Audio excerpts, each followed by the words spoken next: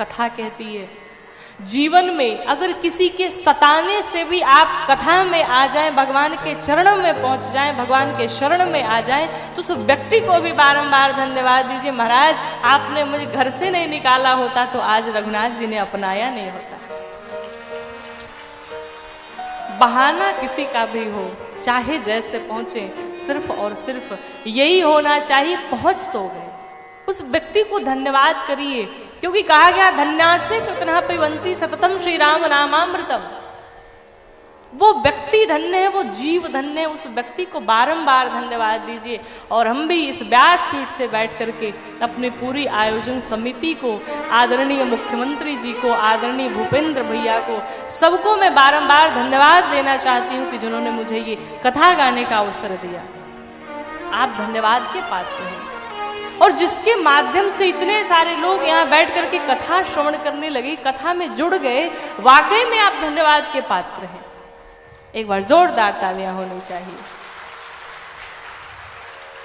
देखिए, पैसे सबके पास है, आज कोई गरीब नहीं है, लेकिन समय नहीं है। कौन आगे आए, कौन बुलाए, कौन सबको रखे, कौन 9 दिन तक झेले, ये नहीं हो पाता है। और ये अगर हो गया है और इतने लोग जुड़ गए हैं, इतने लोग बैठ के कथा श्रवण कर रहे हैं, तो वो व्यक्ति धन्यवाद का पात्र है। भगवान शंकर ने कहा, देवी भगवान राम की कथा जिस मनुष्य के कानों ने कभी नहीं सुनी, उस व्यक्ति का कान कान नहीं है। कहा फिर क्या है? कहा सांप का बिल है।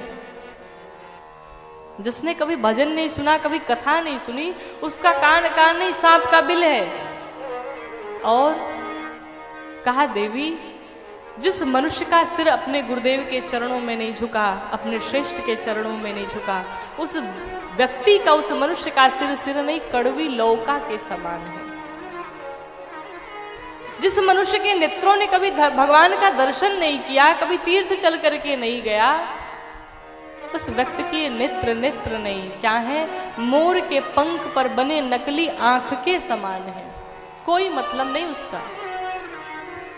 और तो और बाबा ने इतना भी कह दिया कि जिस मनुष्य की जिह्वा ने भगवान का भजन नहीं किया, कि जो नहीं करई, का करई? राम गुण गाना। जिसने कभी भगवान का गुणगान नहीं किया, उसकी जिह्वा कैसी? तो कह दिया, जी हा सदा तुर समाना। उसकी जिह्वा दादुर की जिह्वा है। दादुर के अमरकोश में कई अर्थ बताए गए, लेकिन 2 अर्थ आपको बताऊं। पहला, मेढक। मेढक को आप देखेंगे दिन रात टर टर किए रहता है। अगर आप भी भजन नहीं गाएंगे तो घरवा में दिन रात टर टर चिल्लाते रहेंगे, कोई सुनने वाला नहीं है। और दूसरा, चमगादड़।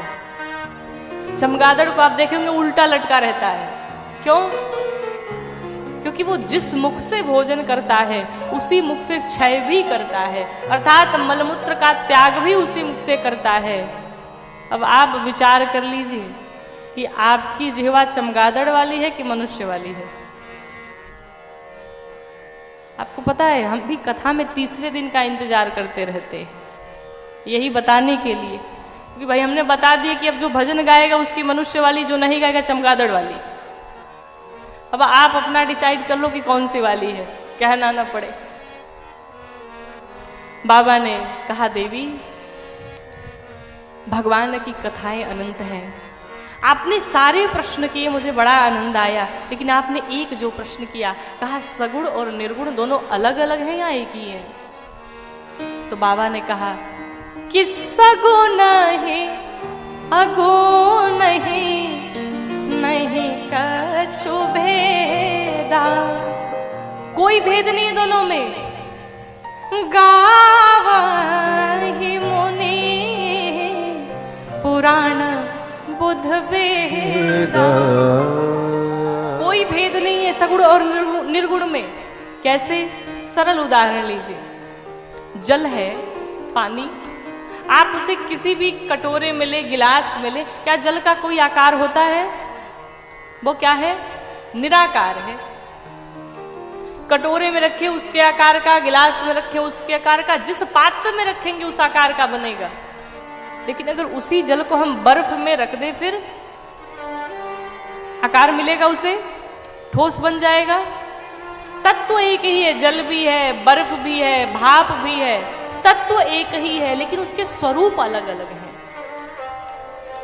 ठीक उसी प्रकार से भगवान तो एक है, बस भगवान का स्वरूप अलग अलग है। भक्त जिस रूप में भगवान को बुलाता है, भक्त के पुकार पर भगवान चले आते हैं। कि जिस रूप में जो चाहा दर्शन उसे मिला है, और भक्तों से मेरे प्रभु का कुछ ऐसा ही सिलसिला है। तट पर किसी को राही तो किसी को मझधार में मिलेगा। पाना है यदि प्रभु को तो बस प्यार में मिलेगा। पाना है यदि प्रभु, अगर भगवान को पाना है तो भगवान सिर्फ प्रेम से मिल सकते हैं। आप बुलाना नहीं चाहते और आप कहते कलयुग चल रहा है, कैसे भगवान मिलेंगे? क्या आप ईमानदारी से बताइए, कभी हृदय से आपने चाहा कि भगवान आ जाए? कभी नहीं चाहा। अगर आप चाहते तो भगवान जरूर दर्शन देते, भगवान जरूर मिलते हैं, लेकिन हम चाहते नहीं है। ऊपर से कह देते भगवान नहीं आएंगे, भगवान मिलने वाले नहीं है। घोर कलयुग चल, अभी कलयुग कहां चल रहा है? घोर कलयुग अभी तो पूरा बाकी पड़ा है। आपको वो सच्ची घटना शायद पता भी होगी, ज्ञात होगा, वृंदावन की जज साहब की। एक जज साहब थे, बैरागी बन गए, छोड़ दिया घर परिवार। हुआ क्या था, एक व्यक्ति था, बड़ा गरीब था, तो उसने उधार पैसे लिए थे सेठ से, पैसे उधार लिए थे। कुछ दिन जब बीता तो उस व्यक्ति ने उस सेठ को पैसे वापस कर दिए, पैसे लौटा दिए, लेकिन उसने पर्ची नहीं दिए कि तुमने पैसे लौटा दिए। जब कुछ दिन बीता तो वो सेठ फिर आया, कहा मेरे पैसे वापस करो। उस व्यक्ति ने कहा महाराज हमने तो पैसे लौटा दिए आपके, आप किस पैसे की बात कर रहे हो? अब बात नहीं माना, झूठ बोलने लगा। निर्धन व्यक्ति था, क्या करता। बात ये, उसने मुकदमा कर दिया सेठ ने कि भाई इन्होंने मेरा पैसा लिया है और इन्होंने मुझे आज तक दिया नहीं, मांगता हूं तो कहते दे दिया। उसका कोई प्रमाण है आपके पास कि आपने मुझे पैसे दिए हैं? कोई प्रमाण नहीं था। बात कोर्ट तक जब पहुंच गई, कोर्ट में